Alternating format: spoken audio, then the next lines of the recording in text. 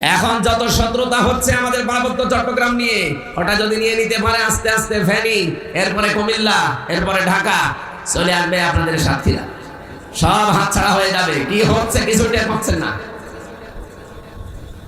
এই শয়তানরা পালিয়ে গেছে, ঠিক আছে, ও পালিয়ে কি বসে আছে?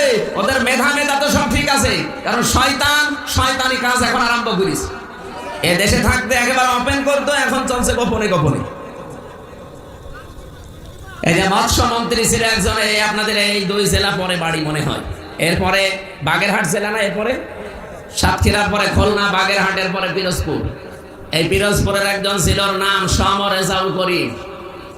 একই মন্ত্রী ছিল যেন, মৎস্যমন্ত্রী। কালকে একটা ভিডিও ছেড়েছে যে আমি 4 ঘন্টা কচুরি পানার নিচে পালিয়েছিলাম, এরপরে বর্ডার পার হয়েছি খুব গোপনে।